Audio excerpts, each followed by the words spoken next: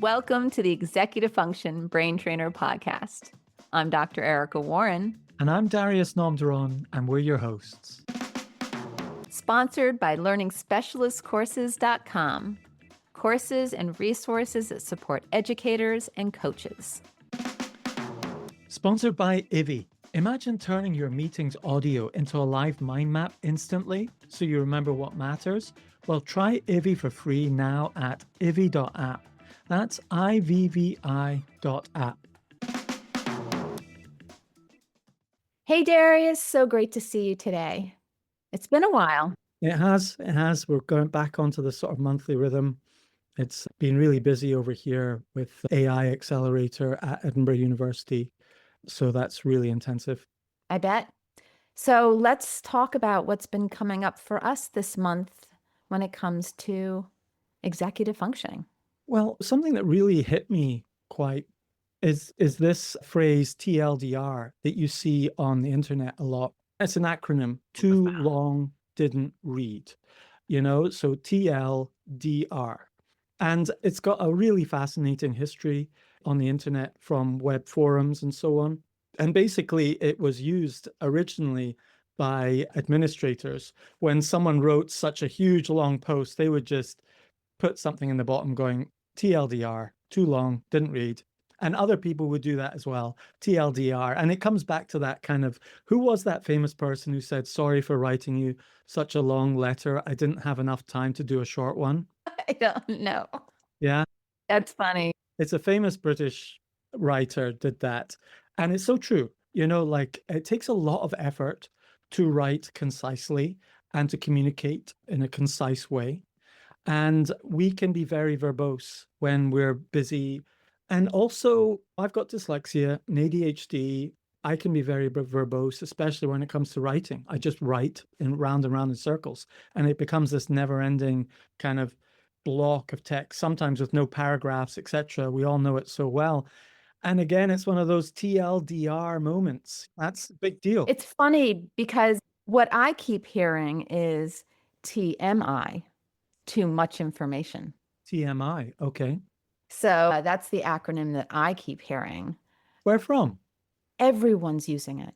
Really? Because you were saying the same thing with your acronym, but I hear people just using that constantly. And I've started to use it because, and sometimes I see people using it when people they're literally giving you too much information, like hold back a little bit, giving me oversharing. You're oversharing. Yeah. Oversharing. Okay. And so I see them as very similar. They are, yes. But one is more of my gut sense is one is more of too much of a verbal oversharing versus too much of a written oversharing. Yes. So it's like TMI is the parent concept, and then TLDR is one of the component parts of that. Yes.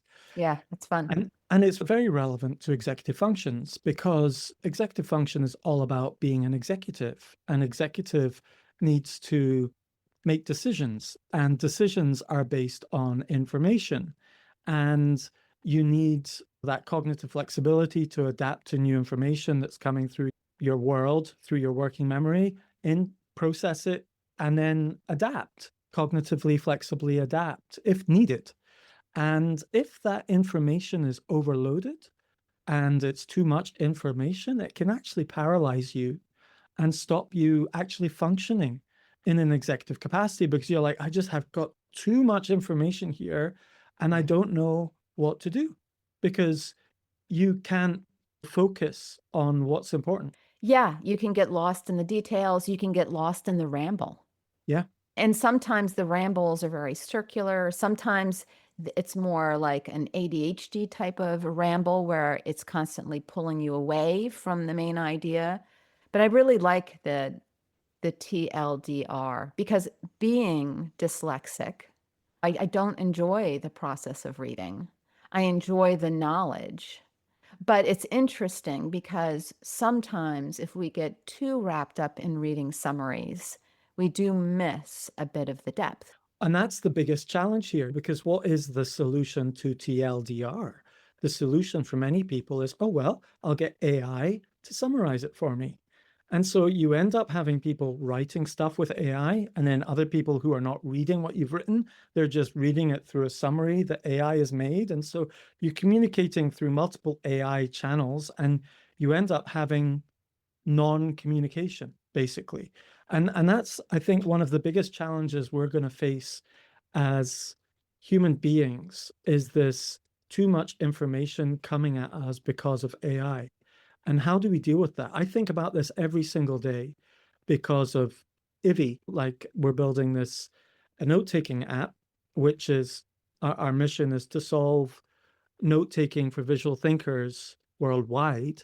And what we're trying to do is, if we can solve it, note-taking for dyslexic students in lectures, then dyslexia can solve note-taking for visual thinkers all around the world. And so this whole TLDR, too long didn't read, is an issue with notes, because Yeah. what happens is, if you write notes that are too long, you don't read them, you don't review them, you don't remember them, and you don't action them. So TLDR turns into too long didn't read, turns into too long didn't review, and then it turns into too long didn't remember, and then too long didn't use. And so you're not learning. And this key, it's so important to be able to review. And if we're giving AI that function of reviewing it for us, we're being robbed of that sort of cognitive learning process. So what's the answer is a biggie for me. And I think the answer is going to be in our ability to decode visual information faster than words as human beings. They say there's a picture's worth 1,000 words. So if it can go into a picture that you can remember and decode the key information, you go, right, I've got the big picture. I'm going to go into that section 3 pages down or 3 paragraphs down or whatever, and go into the depth of that, because you can locate where you want to go into more depth. That's going to be the key. This sort of connection between the big picture and the detail is super important. And at the moment in our lives, all of that's disconnected. There's a transcript in Google Docs, and then AI summarizes it, or you do a mind map over here, or you do a diagram over there, or a flow chart, or a Miro, or whatever, and it's all over the shop. It is. And the other thing is, we're scanning the summary. So we're lacking depth. And what I feel like is my brain really appreciates the summaries, but my heart doesn't. Yes, yes, You know what yes. I mean? Yeah. Because, like poetry. I love reading Mark Nepo and his poetry. And I will hang on a sentence for quite a long time and like mine it for all of the deliciousness that's in there, and really enjoy the metaphors. And when we are skipping over and using those summaries, there is somehow a loss of creativity, which I think also Yeah, impacts our creativity. So absolutely. it's There is. almost like it's been bleached. Yes, bleached of soul. Absolutely. It's been sterilized. Yeah. It's been sterilized. And my brain's like, oh, thank you. But my heart is sad. But what also is happening with these summaries is that AI is an average machine. It's averaging everything. What Yeah. is the most predictable next thing a person would expect if I was an expert doctor? What is the most predictable thing if I was an expert lawyer or an expert this or whatever? It's predicting what's next. And by the nature of predictions, it's finding the average. It's not trying to find an outlier. Okay. But what tends to happen in meetings between human beings is that when you're having a conversation or a real meeting with someone in business or personally, often you're looking for gold nuggets, outliers, new ideas, things Mm. that are on the edge, aren't just details, but are actually jumps of valuable information. And so that is not average. And so when you go through a summary, often it will go through, yeah, this is what a low level secretary assistant would go through as a typical standard operating procedure in a bureaucratic setting. Yes. But actually, as an entrepreneur or as an executive or whatever, that point she said about such and such is a nugget of gold that could create a whole new feature, business, insight, solve a big problem that the AI isn't aware of. So it doesn't get into the summary. And so we need a way where we can actually filter information, a lot of information, rapidly. And I think that's going to be visual. I think that makes a lot of sense. And it's interesting because I'm just thinking about the tools within working memory, right? Mm, That we have visualization, which is kind of like the visual summary. you know, Then we have the inner voice. I'm really getting into the inner voice right now because I think the inner voice is that inner rehearsal. mm, It's your mind processing verbally. And then it tends to be very repetitive. mm, Like, listen to me, listen to me, listen to me, listen to me. I've got this to say. And it just keeps saying it over and over again, particularly if you're not really listening. And so it's interesting. And then there's always the spatialization, which we never really get into enough. But that's why I love mind mapping so much, because mm. it's not just visual, it's also spatial. Yes, But it also captures the inner voice. it does. And often the inner voice is kind of not repeating long strings of words. It's key ideas, key words, key phrases. And Yeah. the mind map's got keywords, key images, and key connections, which is the branches. And those three things are the building blocks of a schema in your mind, a scaffolding and memory and understanding in your mind. Basically comes down to those three things are key building blocks of the Lego set of your memory and mind. Obviously, there's tiny other things, but those are the bread and butter. Because I think both you and I are very visual and very spatial. It would be fascinating because I often work with students that don't process that way. And it would be really interesting to hear from somebody that's not visual or spatial, that processes in different ways to see what they think. But it's interesting, they might mine something very different out of a mind map. They might really not see it spatially, they might see it sequentially. Yes, That's I what's think, fun about the mind map, is it really yeah. it's multi-sensory, multi-processing. Absolutely. I mean, it's basically a representation of any kind of human emotion or dynamic on a piece of paper. You can draw something, you can do a diagram, you can do a sequence, and you see of being able to externalize on a canvas. Everything to do with humanity has been done, whether it's poetry, whether it's music, whether it's Really? rhythm. Like even when I see my daughter who's at Goldsmith's art school, draw, she would spend hours just drawing these kind of waves and patterns and this abstract kind of art. She can draw literally what she sees in front of her sublimely, but she ended up going into these kind of patterns and rhythms and so on. And you realize that she's dialing into some sort of flow and movement that you could put a sound to, or a particular fingerprint of movements that you It's an start seeing a energy. pattern. Yes. It's an And she's energy still. she Yeah. doesn't feel it, she's not seeing it, she's just experiencing it and she's drawing it out. So there's so many different ways you can kind of express what's going on inside of you. And all of that can be done in a map because it's on a piece of paper. But the fascinating thing, and I hear you talk about this a lot, different processing and so on. But isn't it fascinating, Erica, that the two main component parts of our working memory are these two loops or three loops? Right. We've got all these different ways of processing, but they come through these three loops of the phonological loop, the visual spatial loop. And it's just through these two eyes, through these two ears, and our skin, and so on. But the way it gets processed once it comes in is different, but it's coming in a very similar way. And what's happening is that in the past, we've relied very heavily on words to communicate, but we also communicate with pictures. We also communicate with our hands, our faces, our movements, all sorts of different ways of communicating. Why have we chosen and prioritized words And the reason we have is because words are very efficient and they're low cost. It's easy to decode something into a word and write it down on a small bit of parchment, encode a lot of meaning into a bit of a parchment, etc., and to decode it out of it.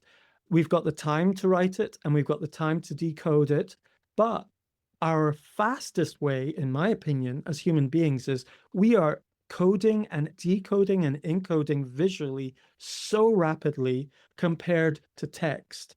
If you could measure it, that's why we've got this phrase, a picture's worth 1,000 words, because we instinctively know how much faster we are at decoding pictures than we are decoding a wall of text. It's so interesting because I mean, this is something that I came up against, many years ago, that we just don't really develop our inner capacity to visualize nearly enough. And I feel like it's a big problem in education because we do have this incredible capacity not only to see the outer world, but to have these inner visualizations. And learning how to do that, I think, is incredibly, I think that could be another way of kind of cracking open new Yeah. capacities. But I have to say that I had this interesting thought because, when we're talking about mind mapping, and you think just going back in time when they had to gather and make sense of an enormous amount of information like the world. How can you possibly make sense of the world before we had maps and globes? And what it must have been like to literally map the world. And then moving from the second dimension to the third dimension, moving from a map to a globe. And what I'm really curious about, and I'm very, very interested in what your thoughts are, is when we move from 2D mapping, mind mapping, to 3D mind mapping, when everything becomes we have more depth. Mm. That's going to be fascinating when we can actually sort things and map things in 3D. Oh, it's so coming soon. I mean, Can you imagine what that's going to be? Because then I'm it's imagining it already. I've been dreaming about it for years.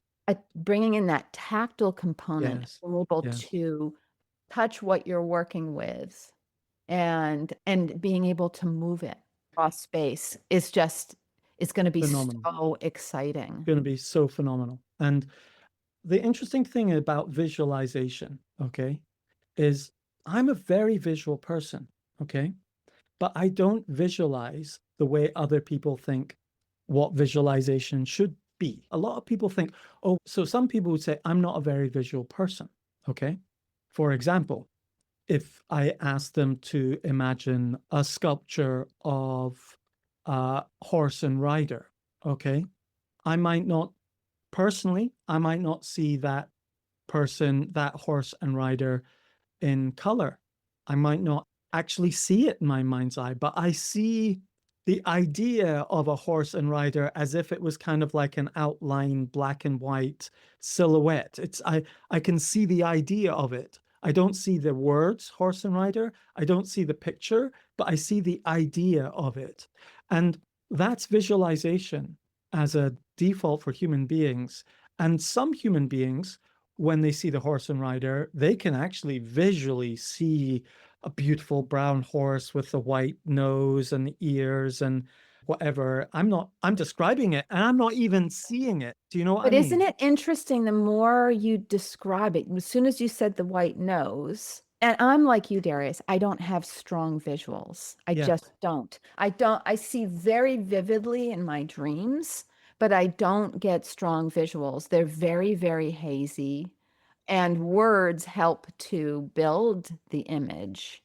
So Yeah. there are ways to build images, but I think we should be training kids how to do this. And I know because I do this with students and I take people that can't visualize and I teach them how to visualize. And Yeah. some of them learn to visualize better than I do. But I also discovered in my practice that part of what blocks your capacity to visualize is trauma.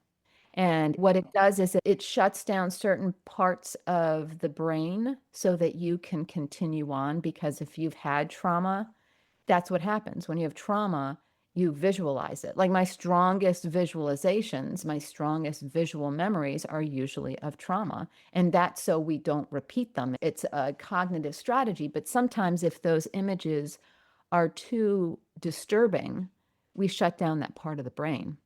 Yeah, that's quite, yeah.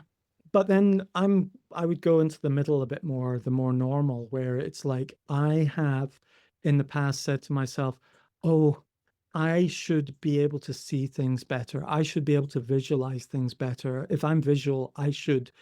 And it's like, no, I'm quite happy. That is enough for me. I don't see it as a beautiful picture like other people do, but that's okay. And I realized that people visualize differently.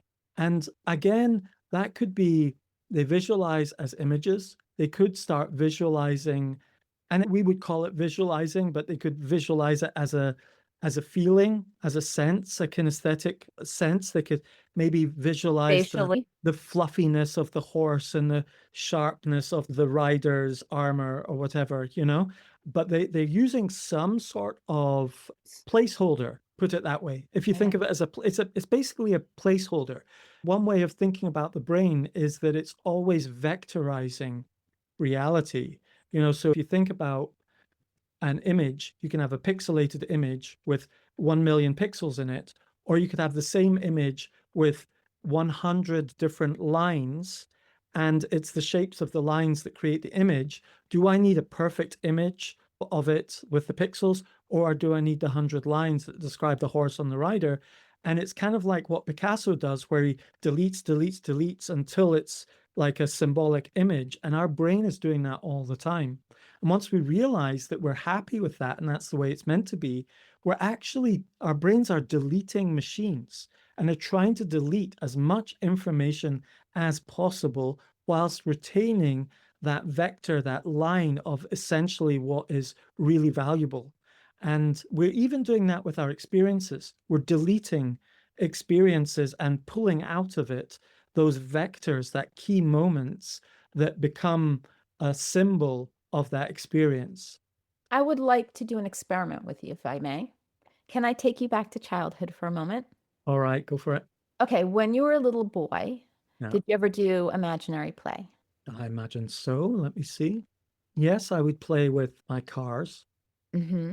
And did you imagine scenes, or even when you had friends over, did you take those cars or some of your toys and imagine these kind of scenarios? I mean, I know that I used to have a lot of tea parties, and but I had a lot of imaginary play with animals behind our garage, Mm-hmm.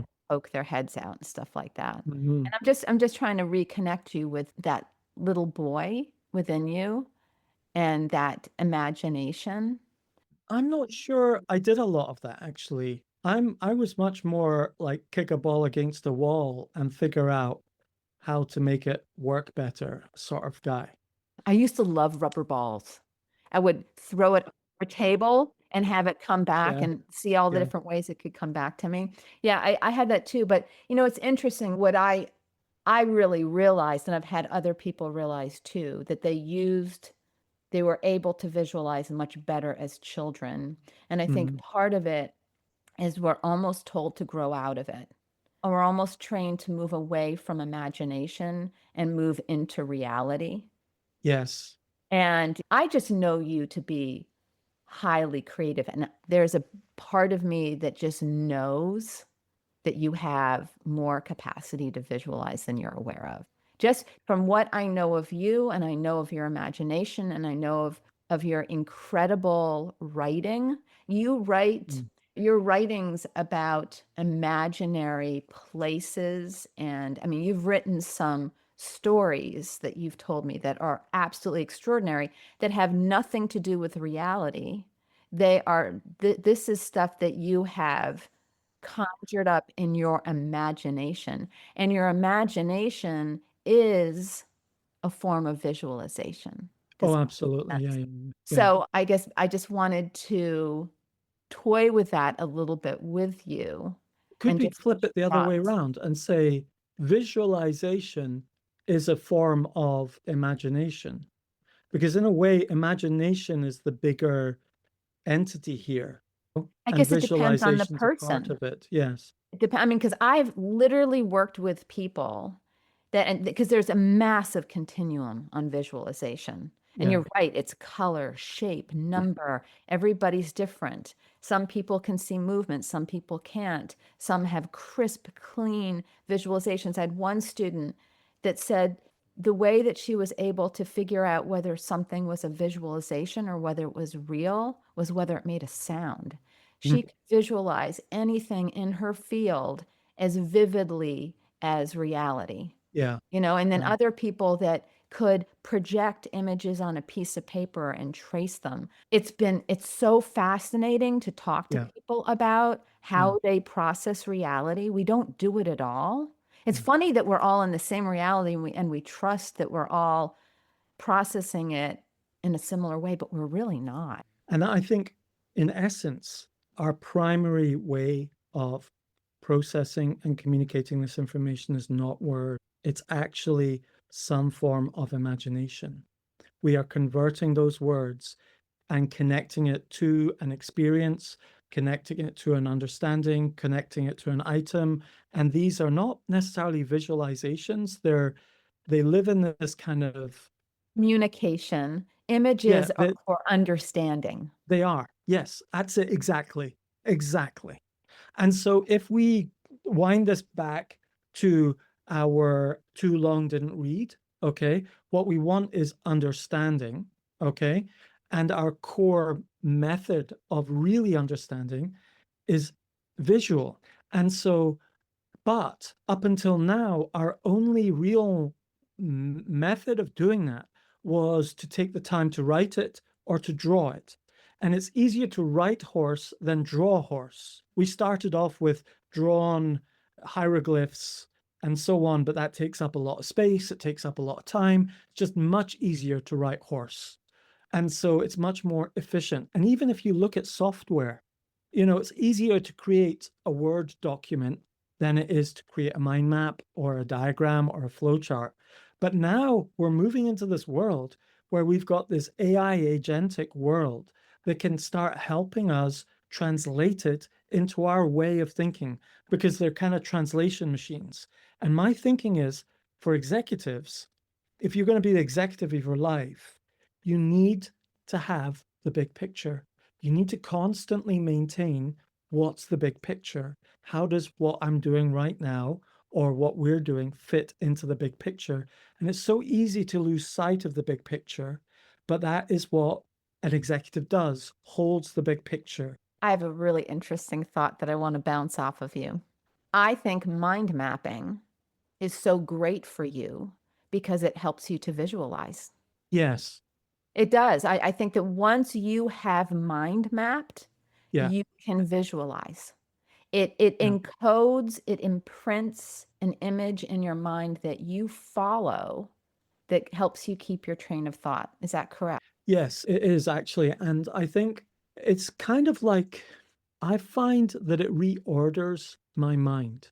So as I reorder a map and move branches around and draw it out and structure it, it kind of is rewiring how it's organized inside of my mind. And it's called a mind map for a reason because it's kind of mimicking what's going on in our mind. Our mind is making connections, identifying what are the key priorities, key focuses, highest ideas, concepts, and then making them in the middle of the map. And then less important details out towards the edge, still there, but a few steps away, a few clicks away, as it were, and it reorganizes it in my mind. And I've seen it with students that when we do it and then they sleep and then they wake up the next day and I get them to draw a mind map from memory, they draw the mind map better the next day than the day before because it's kind of like the Yep. brain has rewired it and consolidated it. So definitely, and fascinating story that made me realize this the most was my daughter,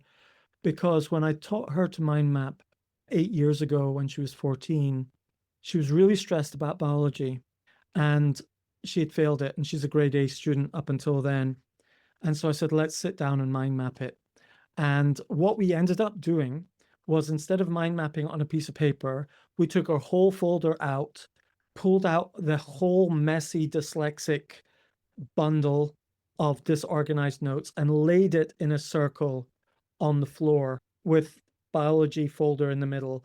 And we just said, right, where does this go? That goes over there, that goes over there. And it was basically like a clock of notes all the way around in blocks: lesson 1, lesson 2, lesson 3, and so on. And she said, oh yeah, that's when we learned about cells. Oh, that's when we learned about this, and so on. So she basically had this map on the ground, right? And so we just quickly drew the map on a piece of paper and then bundled it back up, put it in the folder. And the next day she went to school, and she came back from school and she said, Dad, I had a biology test today. And I'm like, oh, really? And she said, I did really well. I got an A. And I said, oh, it was on what we studied yesterday. And she's like, no, actually, it wasn't on what we studied yesterday. It was on the next module. And I'm like, oh, okay. I was a bit deflated because I'd hoped that maybe my mind mapping had helped. And I was like, oh, right. But we didn't study that. And she said, yeah, I know, Dad, but it was a bit strange. It was kind of like, because we'd organized that, it was like the rest got organized in my mind as well. I don't understand it. It just felt more organized when I got it. So it was funny. It was like, I didn't realize it, but it was kind of like just that process of organizing it visually, one segment of it, like module 3, actually unconsciously overnight, she was resorting other things to do with biology that we hadn't mapped, but the brain had gone off and said, ah, that's what you want. Okay, I'll do this, I'll do that. And then she had it to her fingertips when she had the test that she hadn't revised for. She got an A for, which she had failed 2 weeks before with a C with no revision. So there's something about Schema. externalizing this information and creating this schema that actually rewrites the schema in your brain. But what's very interesting about this is, because I was just talking earlier about moving from 2D to 3D. You went 3D with your daughter. We You did did. you did a 3D mind map. Yeah.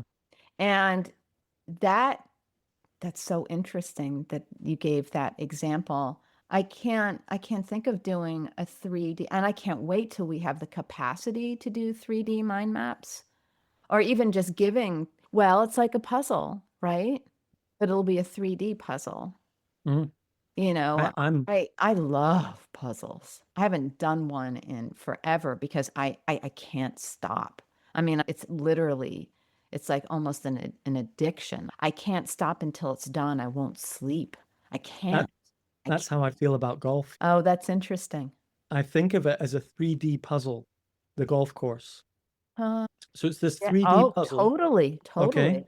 And Right. and you've got how the grass moves, how the moisture is, how the ball moves, how the club interacts, how the ball will roll on the green, and all of it's just a puzzle that you're trying to work out. You're using Yeah, visualization and spatialization to yeah, be successful at golf. yeah. So I'm going to bring you right back, and I'm going to confront you. I'm going to say, Darius, I think you're wrong. I think you do visualize. And I think you visualize through interaction. Mm. Maybe you're Oh, not able to visualize initially, but yeah, when yeah. you dive into it and you interact with it, and because I know that's what's so great about golf is your 3D mapping. Yeah, that's so true. And so, yeah, so in the past, I might have said to myself, I don't visualize. Now I'm very visual. I agree, I'm very visual. But I've given myself the freedom to say, I don't need to picture it to be visual. And that's the key. For me, it's like, so the way I visualize things is not as pictures. I visualize them more like, Puzzles. no, more like, when you get these contour maps with lines Yes. on them, yeah? Yes. And you Yes. get this very stripped back contour map, and it's no colors, nothing, just black and white contour map. It's in my world is a bit like that with a label on it and so on. So it's a bit like that. And I see as like a blueprint, like an architectural blueprint. That's the way I view and picture things. And it's like, I think that's great. That's my way of doing it. I don't And get distracted by the brick pattern or anything like that as an image. I'm seeing like an X-ray of it. Alan Baddeley, we've often toyed about why he did not break the visual and spatial loop. And maybe this is a reason. Actually, he really speaks to your mind by calling it the visual spatial loop, Yes, it because does. it's the spatial piece that really triggers the visual piece. Because Yeah. I know you see things. You do Yeah. get a visualization once you have spatially mapped things. Yes. Am I wrong? Yes, I resist it because yes, I do. But what's the other interesting thing is that because I don't see it as a picture in the way I want to see it, okay? Yes. So I would love to see it as a movie, but I don't. I Uh, see it as this, like I said, this scaffolding, this mhm. X-ray scaffolding, as it were. Yep. So what ends up happening is I then add in a story. Okay. And the story is like a light projector that projects the story onto the the canvas, the shaped canvas. Do you know what I mean? Now, if I switch the story off, the canvas stays. But if I switch the story on, it then becomes colorful. So it's like, oh, there's this story about this knight in armor on top of this brown horse and so on. And what's happening is I am using the phonological loop to tell me a verbal story that is overlaying onto this canvas underneath that is the visual spatial. So I'm kind of using both at the same time. And when I switch the phonological off and stop telling myself that story, I just see the blackout outline of the horse and rider. But then when I think of the story, it animates it and colorizes it. So it's a bit like that. You know, as I was listening to you, I'm very similar to you, very similar. And I'm very and really jealous of people that can visualize in color and movies. Mm. I'm like, oh, that must be so amazing. But I also see the story as a chisel. Oh, yeah. It's not just a paintbrush, it's also a chisel Mm. that really carves.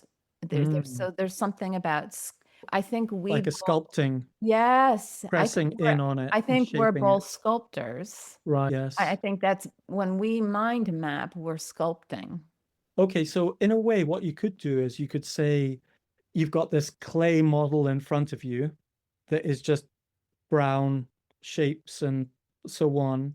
And then the story comes on and starts to shape it and colorize it like a projector. And there's this other aspect of it brings color and life and so on. But then when it goes, it leaves this imprint of that final shape, as it were. That I'm amazed how much you are describing how I visualize.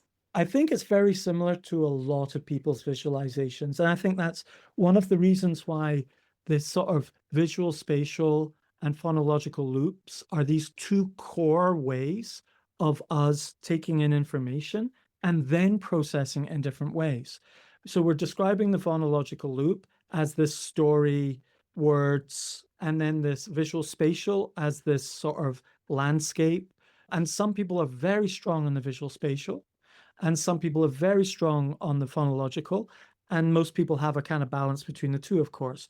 But I think these two things, now going back to our focus, TLDR, is if there's too much words and information coming at you, you're not creating this understanding that, and it just becomes nonsense and no information coming, and your landscape doesn't get painted.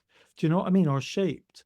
I And do. so I think the answer is very much in this visual realm with AI. And to sort of Yeah. tie it all up is AI is going to bring this huge surge of too much information, too much videos, too much documents, too much memos, too much deep research, too much blogs, whatever, that are all really could be really useful, but you're like, this is too much for me to process. We can literally create it faster than we can read.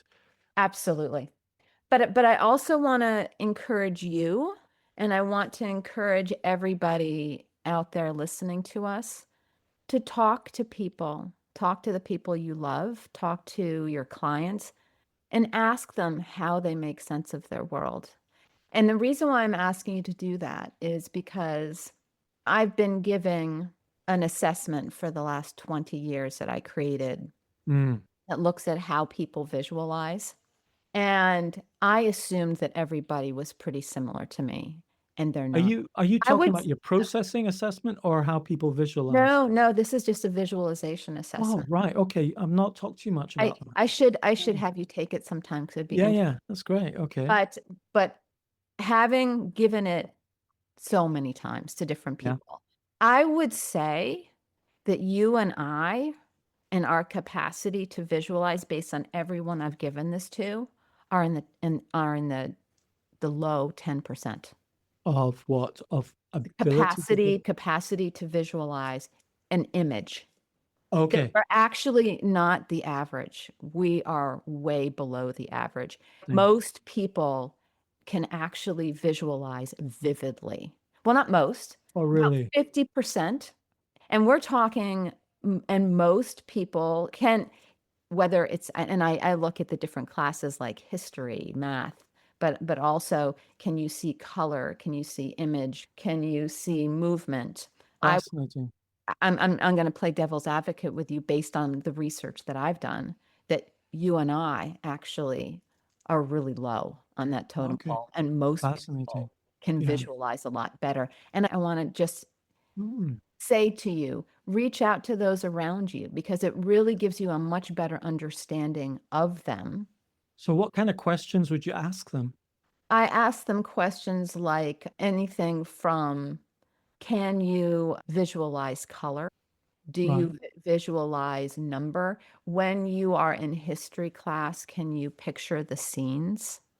Hmm. Do you visualize math concepts?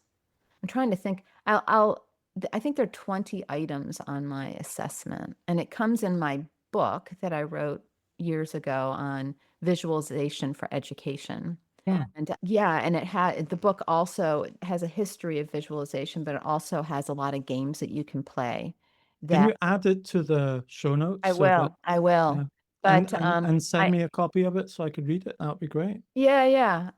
I would like to go through and rewrite it and revamp it, since I've done it. But yeah, it's available. But I want to give you the assessment because I'm really curious. Great. Let's do it. That'd be fascinating. Absolutely fascinating. Because in a way, I could believe I'm low on the visualization, but because I'm so low with dyslexia on the words side of things, the phonological, what I'm doing is I'm compensating with the visual to compensate for that. So I found other ways, it's like, okay, if Absolutely. I've only got clay to visualize something, I will live in a clay world with lots of little clay figures and so on, but there's no colors and textures and so forth. But I used to be a clay modeling teacher, believe it or not. And for children at school, we used to model things with clay at the Rudolf Steiner School. So And I can I'm a totally potter relate. too. Oh, I'm a really? potter. Oh, you didn't know that? No, yeah, I'm sure you've told me that it's never registered. What do you make? Right. Recently, I just finished two blue-footed boobies. I just have to Are they birds? glaze them. Yes. Oh, right. So you model the birds and then do you fire it yourself? I've been in a community where Oh, it's a wow. class where Great. I just enjoy the community, and I do it every Wednesday for 3 hours. Fantastic. And then some Saturdays. But yeah, I mean, lately I was doing all the bowls and stuff like that. But lately I'm doing more sculptures. I did a family tree. And then I've been Fantastic. making small little animals that represent my family members. But the blue-footed boobies, I think, are going to be quite spectacular. I'll show you them when I'm finished. Yeah, fantastic. Well, Erica, it's been a great chat. I better go, and I'll see you in a month's time. Sounds great. Can't wait. It's always a pleasure to hang with you, Darius. It's been good talking, So to you listener out there, I really hope that you max out your visuals as much as you can in this world of too much information. Visualizing information is such a great friend. And if you're feeling stressed, I highly recommend just taking a big sheet of paper, drawing it out, drawing a diagram, writing something out, and just getting everything onto one page. Or organize the stuff around you, like you Yeah, suggested. that's Be right. more Yeah, spatial if you need to be absolutely. You're spatial. so right. Yeah. And or use Canva, because if you're not very good at drawing, Mm, let Canva be your artist and you can pull the images off and organize them on a sheet of paper. absolutely. Yeah. Brilliant, Erica. Till next time. Till next time. Bye. Sponsored by Ivy. Imagine turning your meeting's audio into a live mind map instantly so you remember what matters. It's ideal for students and managers with dyslexia or ADHD. Try Ivy for free now at ivy.app. That's IVVI.app. Sponsored by the Executive Functioning Coaching Assessment, a quick online assessment that uncovers challenges and develops personalized strategies for success. Thank you for joining us at the Executive Function Brain Trainer podcast. Check out our show notes for links and resources and follow us on social media.